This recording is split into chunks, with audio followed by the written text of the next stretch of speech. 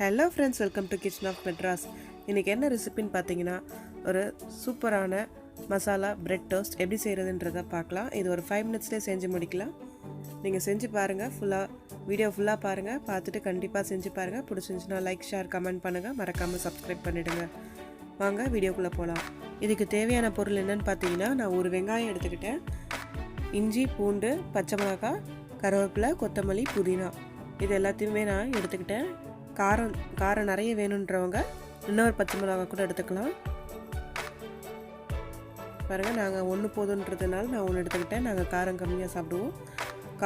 இது நிறைய வேணுன்றவங்க இன்னொன்று ஆட் பண்ணிக்கோங்க. இது எல்லாத்தையுமே ஒரு மிக்சர் ஜாரில் போட்டு அரைச்சி எடுத்துக்கலாம்.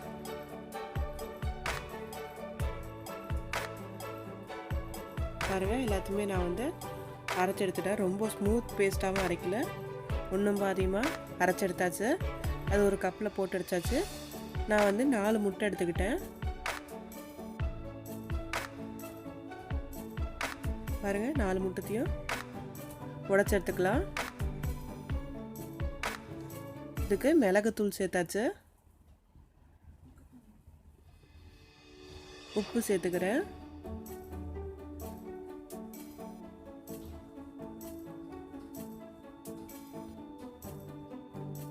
மஞ்சத்தூள்,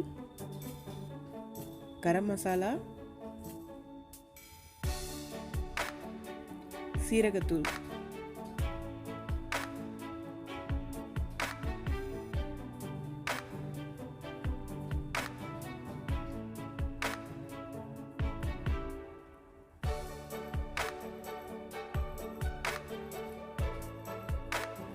இப்போ கொஞ்சோண்டு வினிகர் நான் சேர்த்துக்கிறேன். ஒரு 1/2 ஸ்பூன் வினிகர் மட்டும் எடுத்துக்கோங்க. பாருங்கள், எல்லாத்தையுமே மிக்ஸ் பண்ணிடலாம்.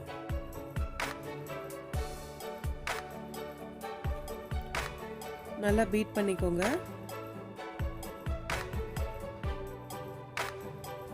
இந்த டிஷ்ஷஸ் ரொம்ப சூப்பராக இருக்கும். நீங்கள் செஞ்சு பாருங்கள். ஈவினிங் ஸ்நாக்ஸாகவும் மார்னிங் டிஃபனாகவும் நீங்கள் செஞ்சு சாப்பிடலாம். நான் ப்ரௌன் பிரெட் எடுத்துக்கிட்டேன். பாருங்கள், இந்த மாதிரி நல்லா டிப் பண்ணி தவால இல்லை தோசைக்கல்ல ஏதாச்சும் நீங்கள் போட்டு டோஸ்ட் பண்ணுற மாதிரி, பிரெட் டோஸ்ட் பண்ணுற மாதிரி டோஸ்ட் பண்ணி எடுத்துக்கோங்க.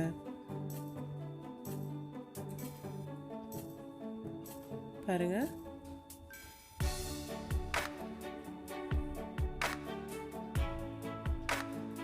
இந்த மாதிரி நல்லா டோஸ்ட் பண்ணி எடுத்துக்கோங்க.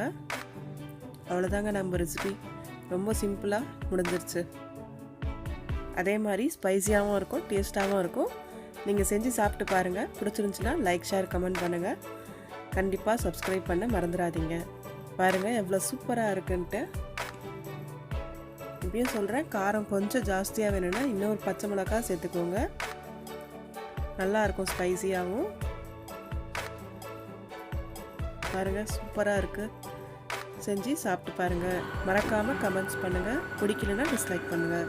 தேங்க்யூ.